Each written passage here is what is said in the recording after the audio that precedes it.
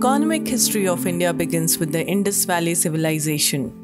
India's economy appears to have been dependent significantly on trade and mostly overseas trade. Historically, India was the largest economy in the world for most of the next 3 millennia.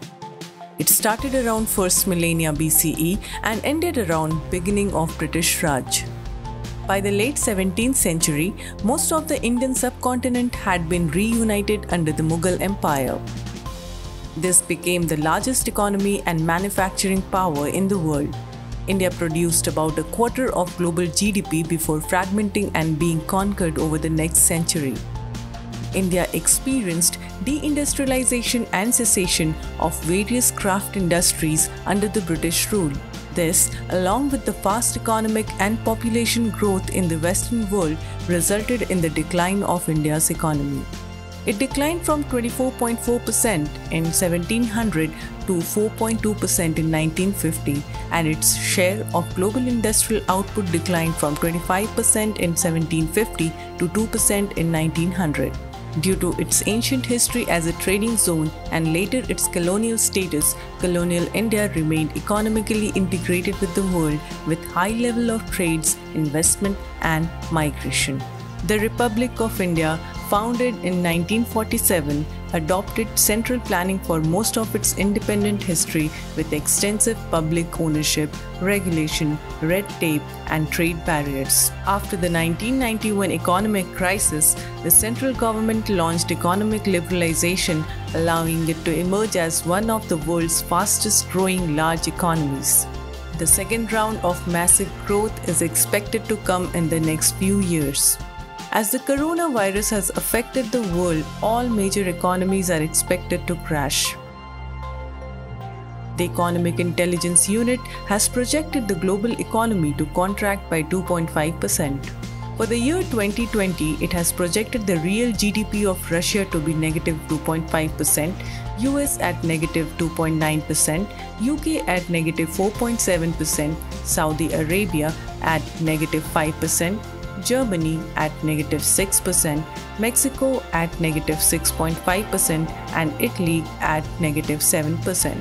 Two major countries which will remain with positive real GDP are China at 1% and India for fiscal year 2020-21 is projected to be at 2.1%. The global economic picture is looking bleak with recessions in almost every developed economy across the world. We estimate that there will be a recovery in the second half of the year, but downside risks to this baseline scenario are extremely high. The emergence of the second or third wave of the epidemic would sink growth further. At this stage, it is also hard to see an exit strategy from the lockdowns, which means that uncertainty will remain high.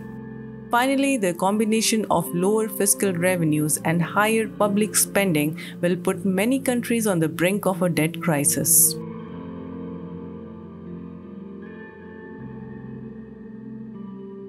GDP of China may also go into negative. China may face trouble due to its huge investment in major economies, which are expected to go in negative in terms of real GDP.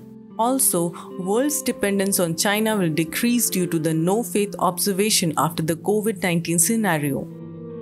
However, over a period of time, chances of China to revive itself is high due to the strong backbone which it has created over a period of 6 to 7 decades after independence, which India couldn't do due to comparatively poor government policy.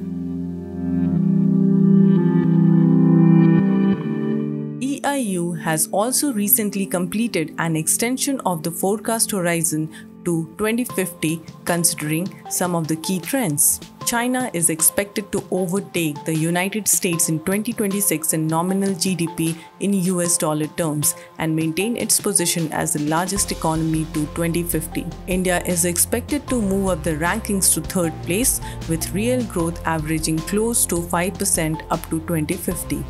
The rise of Asia is not a new phenomenon. The rise of Japan and South Korea has been witnessed over the second half of the 20th century. The start of the new millennium saw another boom, with many Asian economies recording high growth rates that took their share of global GDP from 26% to 32% between 2000 and 2014.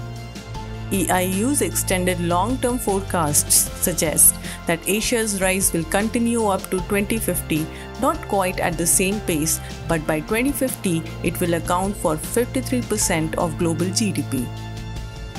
By 2030, the top 3 economies of the world will be the US, China, and India. Such will be the growth of the China and India that by 2050 they will each be richer than the next 5: Indonesia, Germany, Japan, Brazil, and the UK put together. This will represent a scale of wealth relative to the rest of the top 10 that is unique in the recorded history. Given China's and India's economic might, they will take on a much bigger role in addressing global issues such as climate change, international security, and global economic governance. In the medium term, this will require the world's existing powers, notably the US, to let India and especially China play a greater role on the world stage and adapt international institutions to allow them to exert greater influence.